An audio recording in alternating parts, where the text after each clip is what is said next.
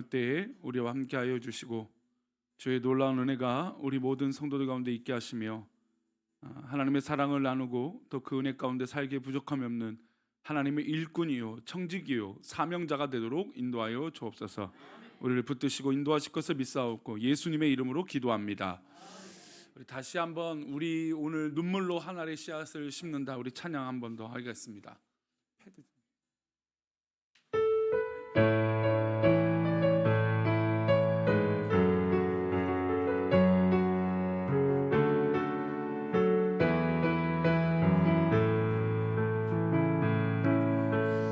우리 오늘 눈물로 하늘의 씨앗을 심는다. 꿈꿀 수 없어 무너진 가슴에 저들의 푸른 꿈 다시 돋아나도록 우리 오늘 땀 흘려 소망의 길을 만든다.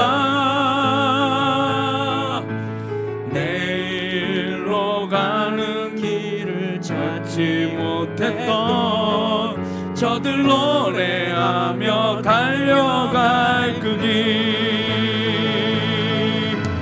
그날에 우리 보리라.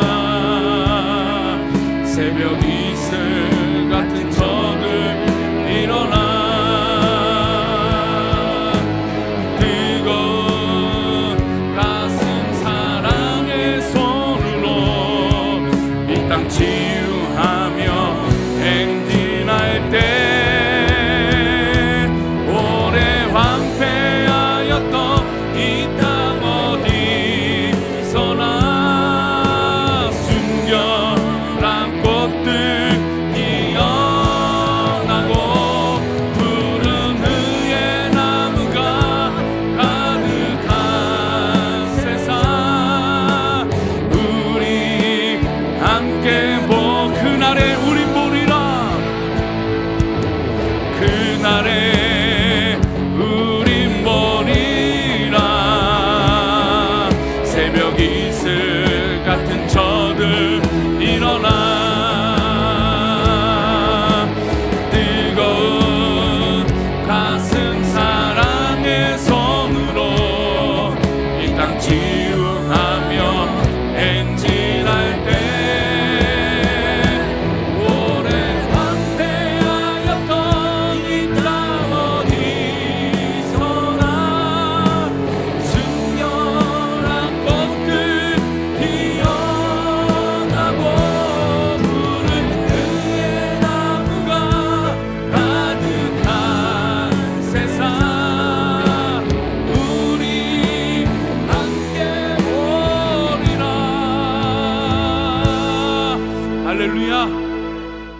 우리 함께 꼭 봅시다.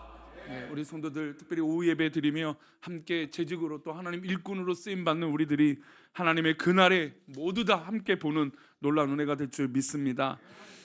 오늘 재직헌신 예배를 사실은 외부 강사를 모시려고 하다가 또 근데 목사님 사모님이 암 수술을 몇 년 전에 했어요. 근데 또 재발이 되시고 또 재발이 되셔갖고 지금 뭐 뼈까지 전이됐다는 얘기 듣고 하다가 좀 이게 얼마 전에 또 병원을 다시 가셨다는 얘기 듣고 해서 우리 그 강사반을 모시려다가 못 모시고 그러다가 이제 2주 전에 새벽 예배를 드리다가 이 본문 말씀을 묵상하는데 이 말씀을 가지고 이 본문을 가지고 우리 재직들하고 함께 말씀 나누면 좋겠다라고 하는 생각을 해보게 되어서 유명한 강사는 아니지만 우리 교회 또 잘 알고 있는 목사가 와서 설교를 하게 되었습니다.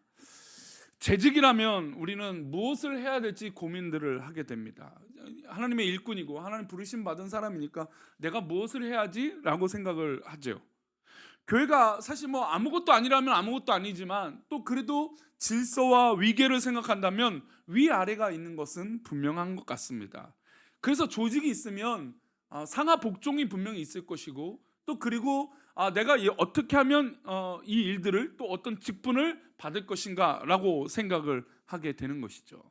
그래서 예전에 다른 교회에서 장로님을 세우는데 그 장로님 하신 말씀이 내가 안수 입사를 몇 년을 했고 이제 당연히 장로가 되는 것이다라고 얘기를 하시더라고요. 그래서 그 얘기 듣다가 놀랐습니다. 교회에 있으면 당연히 장로님이 되시는 거구나라고 생각하는 그 생각을 거의 대부분 하고 있다라는 거죠. 사실 그 얘기는 목사들도 마찬가지입니다. 목사들도 어느 정도 하나님 앞에 학교를 다니고 또 학업을 이루고 또 어느 정도 어떤 수료의 과정을 지나면 목사가 되는 것을 당연하다고 생각을 하죠. 그러나 분명한 것은 그 가운데 내가 하나님 앞에 어떻게 쓰임 받는가라고 하는 것, 그 직분을 받았을 때 또 하나님 앞에 재직이 되었을 때 내가 어떻게 쓰임 받느냐라고 하는 이 목적을 잃은 채 그냥 직위를 얻고 어떤 이름을 얻는다 해서는 올바른 재직이 아닐 것입니다. 오늘 오후 예배에 오신 분들, 특별히 이제 올 연말에는 또 재직을 또 임직 투표를 할 계획으로 갖고 있습니다.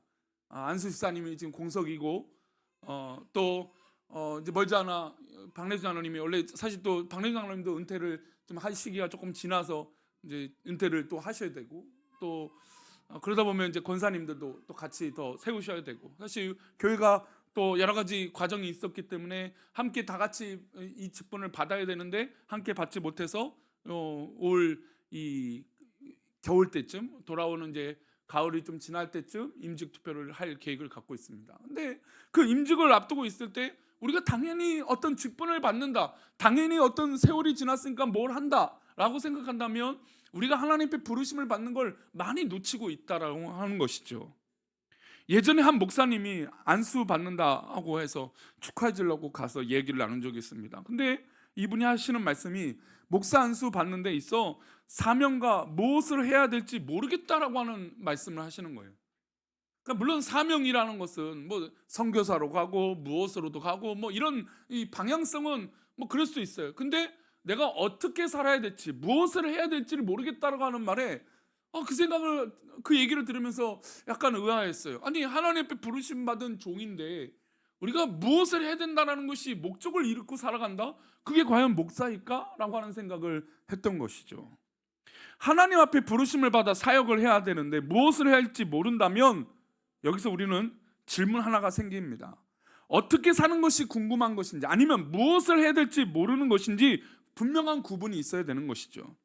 사실 어떻게 사는 것이라면 이해할 수 있습니다. 목사가 아무래도 삶이라는 것이 넉넉하지 않고 또 뭐 우리가 다 알다시피 그런 삶이기 때문이에요. 하지만 무엇을 해야 될지 모르겠다? 이것은 다른 질문이죠. 하나님 앞에 목사로서 기름 부음을 받고 세워지는데 하나님 앞에 쓰임 받는 걸 모른다? 이게 왜 목사가 됐을까? 라고 하는 질문을 던진다는 거죠. 여기 장로님들, 우리 권사님들, 우리 집사님들, 우리 권찰님들, 우리 성도님들 여기 앉아 계세요. 여기 앉아 계시는데 내가 하나님 앞에 부르심을 받았습니다. 아멘. 근데 내가 어떻게 쓰임 받는지 무엇을 하나님 앞에 봉사하고 살아야 할지 모른다면 그는 고민해야 돼요. 어떤 분들은 이런 얘기를 교회가 봉사할 자리가 없어서요. 교회가 무엇을 해야 될지 잘 모르겠어요. 우리 교회는 뭐 어려움이 많고요. 우리 교회는 뭐 좀 작아서요. 우리 교회는 잘 그냥 좋은 게 좋은 거로 넘어가세요. 이런 핑계를 댄다라는 거죠. 내가 보이는 것에 하나님 앞에 부르심을 받고 어떻게 쓰임 받느냐에 대한 사모함은 분명히 나의 문제예요. 그것은 교회의 문제가 아니에요. 물론 지나친 분이 있어요. 제가 얼마 전에 우리 목사님들 친한 분들하고 만나서 그 교회 얘기를 듣는데 한 성도님이 교사를 한대요. 교사. 근데 교사를 하는데 이분이 얼마나 열심히 하냐면 한 반에 원래 한 7, 8명인데 지금 40명이래요. 40명이 넘는데 이분이 하는 것은 아침 일찍 와갖고 아이들 다 전화 신방하고 늦게 일어난 애들 가서 깨우고 그리고 그 반 주보가 또 따로 있대요. 그리고 안 나온 애들은 또 아이들하고 가서 신방하고 또 주중에 만나서 맛있는 거 사주고 뭐 이렇게만 뭐 다 하면 근데 진짜 그래갖고 40명 막 50명 넘게 아이들이 그 반이 부흥을 했다죠. 그런데 이분이 한 2, 3년을 그렇게 하다가 자꾸 다른 교사들하고 부딪히는 거예요. 왜 부딪히냐 했더니 다른 교사들 왜 심지어 교육자들은 왜 열심히 안 하느냐 막 이러는 거예요. 그래서 과연 이게 독이 될까? 물론 열심은 칭찬할 만하죠. 무엇을 해야 될지 고민되니까 그 행동을 하니까 참 대단한 것 같아요.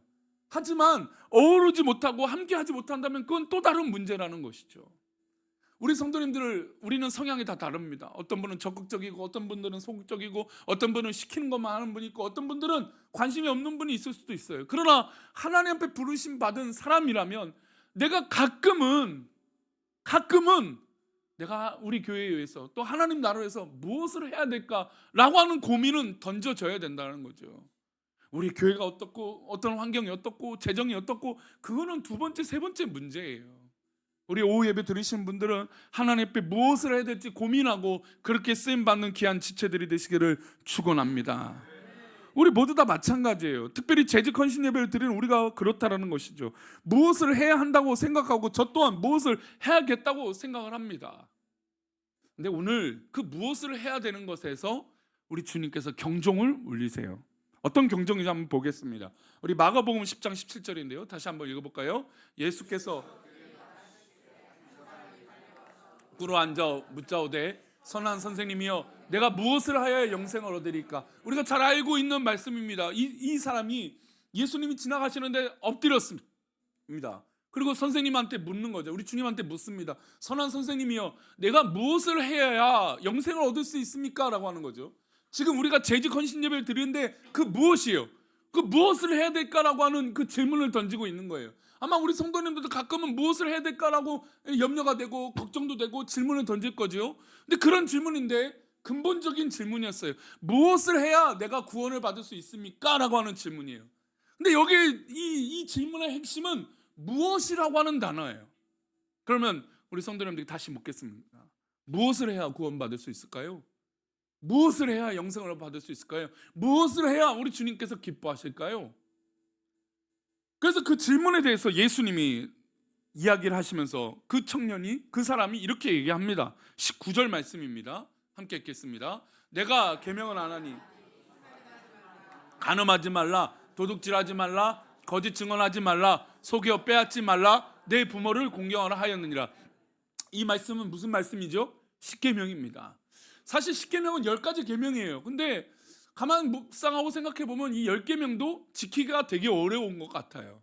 게다가 주님께서 산상수훈 가운데 뭐라고 말씀하셨냐면 주된 내용이 그렇죠. 우리 마음이 범죄하면 간음한 것이다. 마음이 흔들리면 죄를 지은 것이다 라고 얘기했어요. 사실 우리 기독교는 또 예수님을 믿는 믿음의 백성들은 이 도덕심이라는 게 훨씬 더 고차원적이에요. 왜냐하면 우리의 모든 행동을 해서가 문제가 아니라 마음의 시작이 있기 때문이에요. 근데 그런 가정을 다 떠나서라도 이렇게 엎드린 이 사람은 유대인으로서 예수님 앞에 이 십계명을 내가 다 지켰다, 알고 있다라고 얘기를 합니다. 20절 말씀입니다. 함께 읽겠습니다. 그가 여짜오되 선생님이여 이것은 내가 어려서부터 다 지켰나이다. 지금 무엇을 해야 돼야 해서 영생을 얻을 수 있습니까? 라고 질문을 해놓고 예수님께서 이것도 지키고 십계명에 대해서 얘기를 하시면서 이거를 다 지켜야 된다라고 하셨어요. 그러고 나서 그 이야기를 들은 이 사람이 예수님, 선생님, 내가 이거는 어릴 때부터 원체 잘했던 것입니다 라고 얘기하는 것이에요. 여기 우리가 성도님들 적어도 신앙생활 20년, 30년, 40년, 50년, 60년을 해왔던 분들입니다. 저도 벌써 근 40년 넘게 신앙생활을 했습니다. 그런데 이 신앙생활을 해오면서 우리가 여태까지 해온 것들이 있죠? 없으십니까? 해온 것들이 있잖아요. 또 올해 은혜 받고 막 해서 올해 내가 무엇을 해야 될지 쓰임 받고 교사로 성가대로 여러 가지 모양으로 쓰임 받고자 하는 열심들이 분명히 있을 거예요. 우린 다 어렸을 때부터 이미 하고 있는 것들이죠. 이 사람도 역시 예수님께 대답합니다. 내가 어렸을 때부터 그것들은 다 지켰던 겁니다 라고 얘기를 하는 것이죠. 당당하게 얘기합니다. 마태복음에서도 동일하게 이렇게 얘기합니다. 그리고 이 마태복음에서는 이 사람의 신분에 대해서도 얘기를 하고 있죠. 우리 20절 마태복음 19장 20절입니다. 함께 읽겠습니다. 그 청년이 이르되 이 모든 것을 내가 지켰사온데 아직도 무엇이 부족하니까. 지금 더 나아가서 이 질문의 확장은 내가 어렸을 때부터 이건 다 지켜왔던 것이고 내가 무엇이 부족하냐고 말을 하는 겁니다. 그러니까 지금 분명히 질문이 이 청년은 예수님 내가 무엇을 해야 영생을 받을 수 있습니까? 라고 질문을 했잖아요. 근데 예수님이 이것도 하고 십계명에 대해서 이런저런 얘기를 하셨습니다. 근데 사실 산상수훈의 주된 내용을 모르고 있었던 거죠. 그걸 다 떠나서라도 그것을 정말 잘 지켰는가라고 하는 이 질문에 이 청년은 내가 어렸을 때부터 다 했고 이것에 대해서 부족함이 없습니다. 다 했어요. 그러니까 우리 성도들이 사실 교회 안에서 어려움을 직면하는 건 내가 교회 안에서 이것저것 다 해봤다라는 겁니다. 그래서 과거 얘기 우리 성도들이 물어보면 과거에 한번 안 날려보신 분이 어디 있어요 여기서? 그렇죠. 마치 그런 거예요. 과거에 내가 뭔가 해봤다라는 거죠. 여태까지 다 했고 지금도 그것들을 다 했다라는 겁니다. 지금도 우리 성도님 이 예배 자리 지키고 있잖아요. 해온 거죠. 이 청년이 그렇게 이야기를 합니다. 근데 이야기를 듣고 예수님께서 이렇게 말씀하세요. 21절 말씀. 오늘 이 말씀이 너무나 소중한 말씀이에요. 한번 읽어봅니다. 예수께서 그를 보시고 사랑하사 이르시되 내가 아직도 한 가지 부족한 것이 있으니 가서 내게 있는 것을 다 팔아 가난한 자들에게 주라. 그리하면 하늘에서 보화가 내게 있으리라. 그리고 와서 나를 따르라 하시니. 자, 첫 번째, 우리 주님은 재직을 부르셨을 때 원망하고 문제 삼으시려고 부르시는 것이 아니라는 겁니다. 그것을 무엇을 시키려고 하셨을 때 재직에게 또 직분자에게 사명자에게 혼을 내시거나 뭔가 문제 삼으시려고 하시는 것이 아니라는 거예요. 지금 예수님께서 그를 보시는데 어떤 마음으로 보셨습니까? 그를 보시고 사랑하사. 오늘 마치 삭개오를 예수님께서 이 돌 무화과 나무에 올라간 그를 보시고 사랑하는 마음으로 삭개오야 내려와라. 내가 오늘 너희 집에 있을게 라고 하는 그 얘기를 마치 지금 이 청년에게도 하고 있는 것입니다. 내가 너를 사랑하고 있다라고 하는 그 눈빛과 애정 어린 표정으로 말씀하시면서 이야기를 하시는 거죠. 여러분, 우리가 맡고 있는 모든 사명과 재직에 관한 이 모든 일들은 일이 안 되기를 축원합니다. 하나님께서 우리에게 사랑으로 우리에게 맡겨주신 일들이에요. 우리 주님께서 우리를 사랑하시기 때문에 허락하신 것이죠. 때로는 무거운 십자가일 수 있습니다. 때로는 억울할 때도 있습니다. 때로는 속상할 때도 있죠. 그러나 그 모든 것이 우리를 사랑하시기 때문이에요. 자녀들이 공부를 합니다. 공부를 할 때 우리 부모님들은 늘 하는 말이 있죠. 너가 잘 되기 위해서입니다 라고 얘기를 합니다. 그렇습니다. 우리 부모님도 그렇게 마음을 먹는 것처럼 우리 지금도 우리에게 말씀하시는 게 뭐 우리를 뭐 버리게 하기 위해서, 물론 지금 재물에 대한 이야기를 하고 계시지만 뭐 우리를 다 빼앗으려고, 다 없애게 만들기 위해서 그러려고 하시는 것이 아니에요. 물론 이단과 사이비는 분명한 목적이 있습니다. 그것은 재산을 강탈하는 거죠. 이단과 사이비는 뻔합니다. 마치 뭐 자기가 위대한 것처럼 하지만 많은 사람들에게 강요하죠. 이것 바치지 않으면 당신들 지옥 간다는 식으로 얘기해요. 그런 얘기가 들리면 그건 무조건 이단인 거예요. 뭐 얼마 전에도 이 근처에서도 그런 얘기가 있죠. 심지어 통신사 가입 안 하면 천국을 못 간다 이런 얘기를 해요. 이거는 하나님 앞에 있을 수 없는 얘기죠. 하나님은 그렇게 하시는 분이 아닙니다. 그럼에도 불구하고 왜 그런 부담감을 주시느냐? 바로 우리를 사랑하시기 때문이에요. 훈련이 없이 어떤 결과를 얻을 수 있습니까? 과정이 없이 어떤 결과를 있을 수 있을까요? 없죠. 연습을 해야 됩니다. 오늘도 성가대가 막 열심히, 뭐 평소보다 더 열심히 연습하는 것 같은 느낌이 드는 거예요. 그래 열심히 해야 돼요. 여러분, 열심히 노력해야 결과가 나옵니다. 아니, 결과는 두 번째 치고 열심도 안 해놓고 어떤 결과가 난다라는 건 말도 안 되는 것이죠. 그러니까 주님께서 우리에게 부담감을 주시는데 그 부담감은 야, 너 망해봐라, 너 다 없애봐라, 다 없어져봐라 이렇게 하시는 것이 아니라는 것이죠. 우리에게 사랑으로 말씀하시는 것입니다. 그리고 두 번째, 이 청년에게 하시는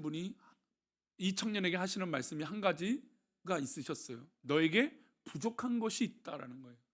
때로는 우리가 직분을 감당하는데 그 직분은 우리가 잘해서라도 맡기도 합니다.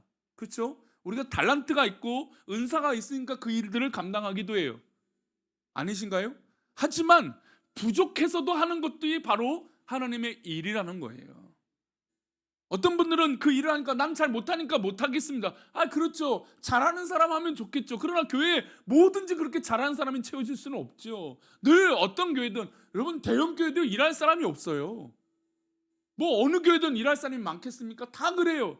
뭐 유명한 기업들은 뭐 인력이 많겠습니까? 아니에요. 유명한 그 큰 그룹들도 이 인력을 채용하기 위해서 수많은 노력들을 해요. 왜요? 부족하니까 늘. 그러니까 우리의 사람이 채워진다는 건 늘 부족함을 전제할 수밖에 없어요. 그러면 잘하는 사람만 하게 될까요? 아니죠. 저는 잘하는 사람만 교회의 일꾼 되는 건 전 좋은 공동체가 아니라고 봐요. 부족해요. 연약해요. 얼마 전에 저희 아내가 이제 뭘 이렇게 다듬고 있는데 우리 한 권사님 한 분이 아이고 머리가 다 휘어지겠네 그런 얘기를 하는 거예요. 이게 충청도식 화법이죠. 요즘 충청도 이 사투리가 유행을 한대요. 이게 말을 충청도 화법은 이것은 뭐 빨갛다 뭐 이렇다가 아니라 둘러서 얘기를 한다는 거죠. 그러니까 느리다고 말하는 걸 아이고 머리가 휘어지겠네 이렇게 하는 거예요. 이해가 되셨어요? 이게 충청도식 화법이에요. 그래서 그 얘기 듣고 참 재밌었어요. 근데 우리가 빠른 사람이 있어요. 우리 보면 막 권사님들 막 손이 엄청 빠른 분이 있어갖고 그걸 지켜보다 답답해요. 놔둬 내가 할게 이런 분이 있어요. 어떤 분은 막 그냥 천천히 아무 상관없어요. 그냥 누가 옆에서 떠들든지 그냥 상관없이 자꾸만 하나하나 다듬는 분이 있어요. 근데 여러분 그런 것들이 포기하지 않고 모아져야 아름다운 공동체가 되는 거예요. 어떤 공동체가 잘하는 사람만 해요. 여러분 분명히 물론 우리 한국 사회가 서열을 매기는 것 때문에 문제가 되지만 서열이 아니더라도 약한 사람, 부족한 사람 있어야 잘하는 사람도 있는 거고 잘하는 사람이 있어야 또 약한 사람들이 도움을 받는 거예요. 이게 공동체죠. 예수님께서 이 청년에게 부담이 되는 한 가지를 얘기하셨어요. 근데 이 청년이 어렸을 때부터 이런 거 다 지켰대잖아요. 훌륭한 사람이에요. 잘했어요. 근데 예수님이 사랑하는 눈빛으로 보니까 이 청년이 한 가지가 부족한 거예요. 그게 뭐냐니까 바로 재물에 관한 문제였어요. 요즘 시대가 물질 만몬 시대죠. 제가 한동안 계속 말씀하고 있는 거 물질이 우상이 되고 있는 시대예요. 돈을 많이 벌면 성공했다. 내가 건강하다. 나는 뭐 위대한 사람이다. 그렇게 착각하는 거죠. 어떤 사람은 돈이 많을 수도 있고 어떤 사람은 돈이 적을 수도 있어요. 그게 사람을 판단하는 것은 안 돼요. 근데 우리 사회가 돈 있는 사람이 큰 소리 치는 그런 사회가 되죠. 재판의 결과도 유전 무죄가 되는 거죠. 무전 유죄가 되고 이러면 안 되는 거죠. 그런 사회가 되면 될수록 악해지는 거예요. 그래서 지금 우리 한국 사회가 그런 조짐이 보이잖아요. 그래서 우리가 물질이 우상이 되고 있는 시대라고 얘기하고 있는 겁니다. 오늘 삭개오도 오늘 참 이 헌금과 물질에 관한 얘기를 들어서 아마 조금은 우리 성도들이 불편하다고 얘기하실 수도 있겠지만 근데 우리에게 부담에 대한 이 변화가 일어나지 않고서는 계속 걸림돌이 돼요. 저도 우리 수많은 성도들을 지켜봤고 우리 교인들도 바라봤지만 제가 늘 안타까운 건 그거 하나만 바뀌면 되는데 그거 하나만 딱 눈 감고 성숙하면 되는데 그거 하나만 딱 극복하면 진짜 더 칭찬받을 텐데 막 그런 마음이 들 때가 있어요. 지금 예수님이 이 청년을 봤을 때 딱 문제가 이 물질에 얽매여 있는 것을 보신 거예요. 물론 이 물질이 이 청년에게 문제이지만 우리 성도들에게 각자에 주어지는 우리 주님께서 주신 그 부담감들이 있을 거예요. 하나님의 일을 하는데 어려움과 부담감이 생기죠.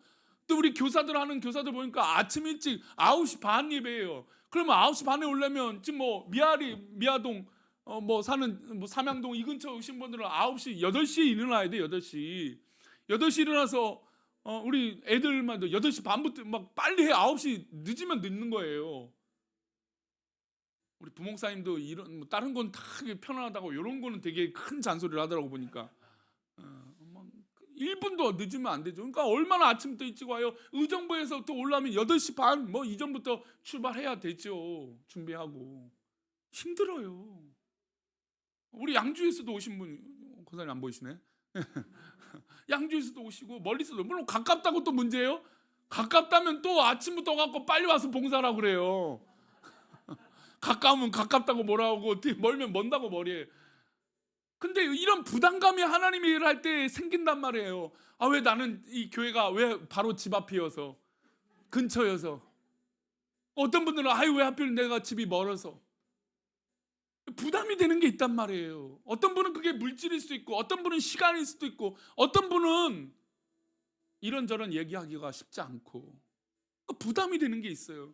근데 주님 보실 때 그것을 너 망해봐라 이러면서 너 그거 하나 해봐라 이게 아니시라는 거예요. 사랑의 눈빛으로 그에게 가르쳐서 부족한 것이 있는데 내가 있는 것을 다 팔아.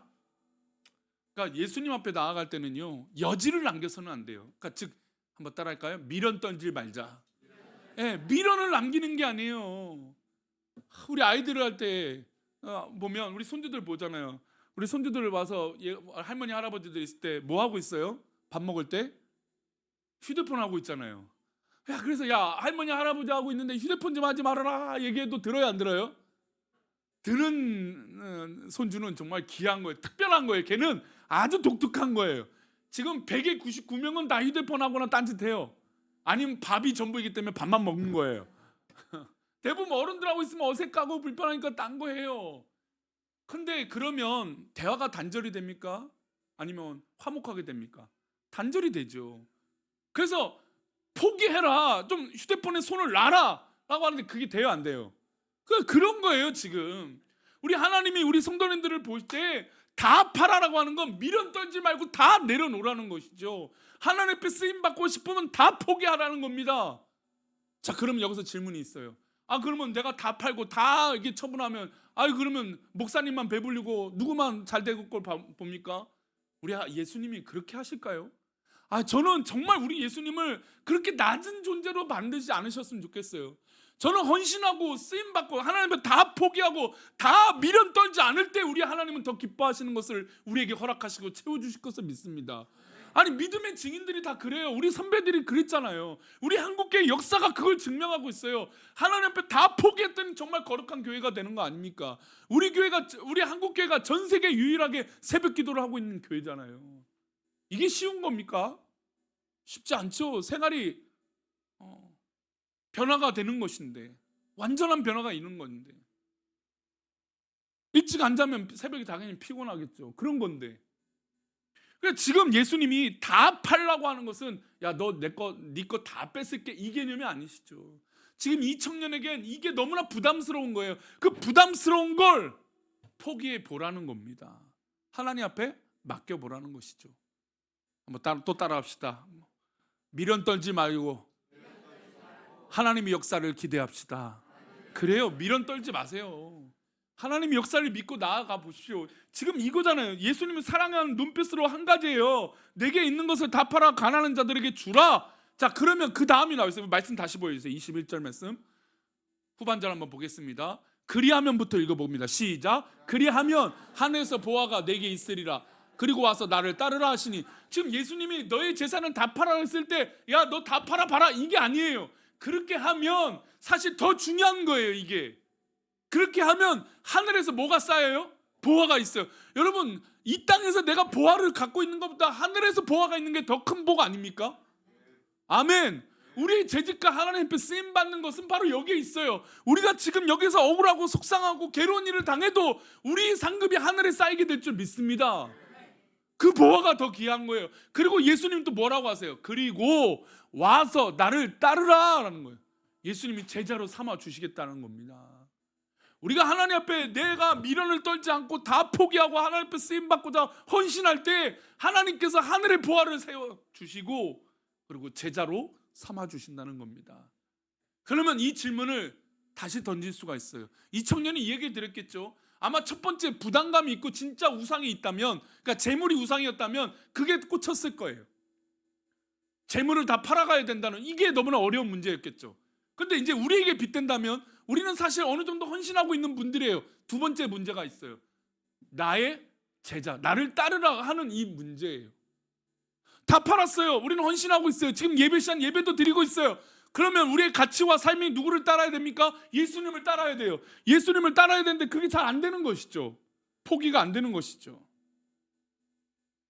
하늘에서 보화가 있고 와서 나를 따르라 하는 이 축복이 있음에도 불구하고 부담감이 있으니까 포기 못합니다.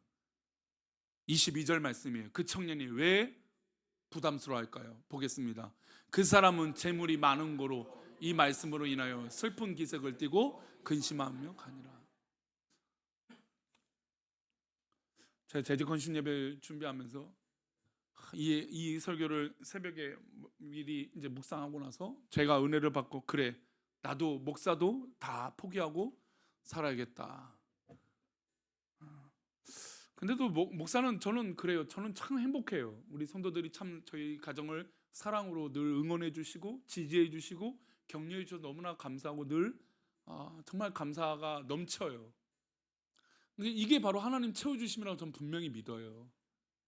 여러분, 우리가 정말 하나님 앞에 쓰임받고 그 모든 것들을 미련 떨지 않고 포기할 때 하나님은 분명히 우리에게 채워주실 거예요. 그런데 그게 이게 한다는 게 주저가 되는 거예요. 부담되니까. 이 청년도 뭐가 많아서 부담이 돼요? 자기가 재물이 많거든요. 이 재물을 다 팔아? 예수님을 따른다? 그럼 재물도 아깝지만 누구도 못 따르는 거예요? 예수님도 못 따르는 거죠. 그러니까 우리의 딜레마는 꼭 여기에 있습니다. 뭘 하나 포기하지 못하는 것도 못하지만 예수님을 따르는 게 더 중요한데 그걸 못하는 거예요. 그것도 예수님을 따르는 게 더 중요하고 더 소중한 건데 우리가 그걸 삶에서 행동하지 못한다는 거죠. 그리고 이 청년은 이 말씀이 너무나 부담스러워서 슬픈 기색을 하고 근심하여 갔어요. 어떻게 보면 이 사람에겐 이게 시험거리죠. 우리가 신앙생활하면 시험을 받습니다. 저는 그것을 테스트라고 얘기해요. 근데 그 테스트를 받는 데 있어, 하나님 앞에 받는 데 있어 통과하면 어떤 자유함과 어떤 기쁨보다 더 큰 기쁨이 있겠죠. 근데 그거를 통과하지 못하면 진짜 뭐가 들어요? 시험 들어요. 목사의 설교를 듣다가도 오늘따라 나의 목사님은 사정도 모르고 딱 내 얘기 하시니까 기분 나빠요. 부담이 돼요. 근데 오히려 저는 그게 진짜 당신의 말이고 내 설교라면 그게 진짜 부담이 됐으면 좋겠어요. 예수님께서 정말 그것이 부담이 되는 거라고 한다면 그것만 해결하면 다 되니까. 근데 그걸 해결 못하니까 시험 드는 거죠. 그래서 왜 목사 탓을 하세요? 목사님들이 또 그런 분들이 있긴 있어요. 저도 그럴 수도 있겠지만 그냥 대놓고 그냥 이제 어떤 특정한 일들이 일어나면 꼭 그 다음날 강대상에서 그 얘기를 하셔갖고 시험 드는 거예요. 뭐 그렇게 그런 것들이 경험이 있으니까 목사님이 우리에게 좀 강단에서 하지 말라고 해서 뭐 그건 이해가 돼요. 근데 그런 거 아니잖아요. 대부분 우리가 시험 드는 게 우리가 진짜 시험 드는 건 내가 정말 그것을 하나 해결하지 못하기 때문에 시험이 드는 거예요. 아마 각자에게 이 청년과 같은 부담감이 있을 겁니다.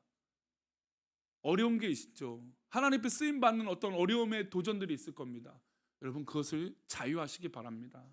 하나님 앞에 맡기고 기도하고 드릴 때 우리 예수님께서 우리에게 약속하신 것처럼 하늘의 보화가 있고 할렐루야. 그리고 나를 따르라고 하는 제자의 은혜가 될 줄 믿습니다. 이게 재직이죠. 이게 사명자죠. 저는 올 한해 성도님들 우리가 교회 일에 있을 때 우리 성도들 마음에 흡족하지 못할 때가 있을 수도 있을 거예요. 제가 늘 그것은 늘 우리 성도들에게 죄송하고 참 그래요. 왜냐하면 목사도 또 교회도 이렇게 성도님 마음에 그냥 탁탁탁 맞아서 하면 좋겠지만 또 어느 순간에는 목사님 요건 좀 신경 안 쓰시네, 또 좀 부족하시네, 그런 것들이 분명히 있겠죠. 교회가 또 그런 것들이 있겠죠. 여러분 그럴 때마다 그 부담감이 정말 하나님 앞에 자유함으로 또 그 자리를 채울 수 있는 거룩한 믿음의 사명자가 되시기를 축원합니다. 그래서 우리는 이 말씀을 기억합시다. 우리 고린도전서 16장 18절입니다. 함께 읽겠습니다.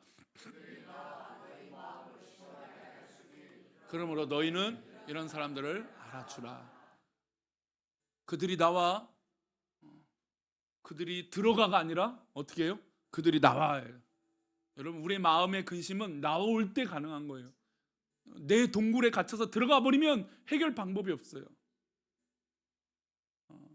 사실 이제 부부싸움을 하든 뭘 하든 대화를 안 하면 그때부터 문제가 생겨요. 그래도 대화를 풀어나가면 해결 방법이 있죠.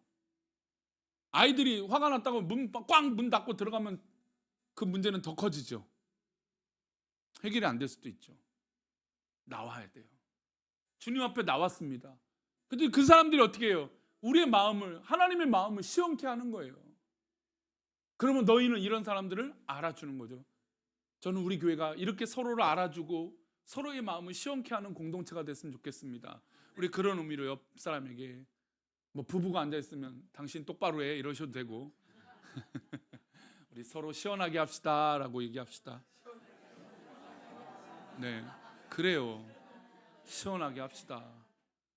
여러분 드라마를 보면요, 요즘 말로 고구마 드라마 보면 막 속 터져요. 그죠? 막 악인이 잘 되고 이러면 막 속이 터져. 이 고구마 같은 드라마. 고구마가 요즘 고구마 얼마나 맛있는데 왜 그런 말을 쓰는지 모르겠어요. 근데 고구마같이 막 이게 막 얹힌 것처럼 뭐가 안 풀리면 답답해요. 하나님의 일을 하면 시원케 되는 거죠. 저는 우리 교회가 서로 하나님의 일을 감당하고 또 안 되면 기도로 응원하면 돼요. 뭔가 내가 대단한 일을 못하더라도 기도의 자리 지키는 것 그것만으로도 괜찮아요. 또 그리고 할 수만 있다면 모른 척하지 말고 외면하지 말고 좀 도와주러 오시면 돼요. 서로 알아주면 돼요. 우리 목장이 이번 주 설거지, 목장이 이번 주 식사 당번이 있어요. 그럼 서로 관심 갖고 기도해주고 시간을, 아니 우리 스케줄이 뭐가 어려워요? 미리 주보에 다 나오고 다 알고 있는데 꼭 그런 분들 얘기하면 내가 몇 달 전부터 약속해놨대요.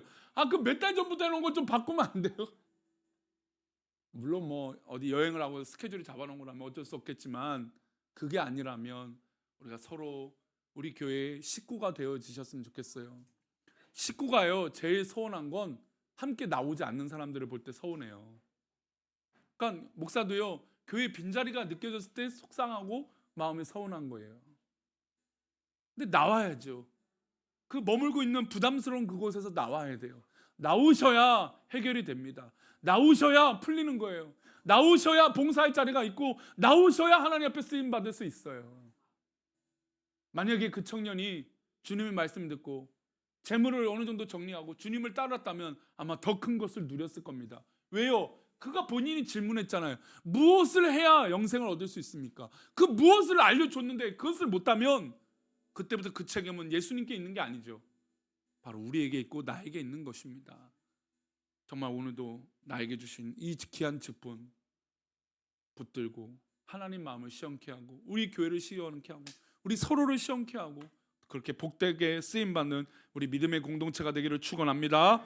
아멘. 기도하겠습니다. 하나님 아버지, 오늘 재직 헌신 예배를 드리며 우리 성도들이 재직 헌신문을 선언문을 낭독하고 또 우리 오늘 눈물로 씨앗을 심는다고 찬양하고 또 말씀을 통하여 우리의 부담스러운 것을 주님 앞에 내려놓고 하나님 앞에 나올 수 있도록 해주셔서 감사합니다. 우리 믿음의 백성들이 하늘의 보화를 누리게 하여 주시고 주님께 제자가 되는 기쁨을 누리게 하여 주옵소서. 우리들을 그렇게 지키시고 인도하실 것을 믿사오며 거룩하신 예수 그리스도 이름으로 기도 올렵나이다. 아멘.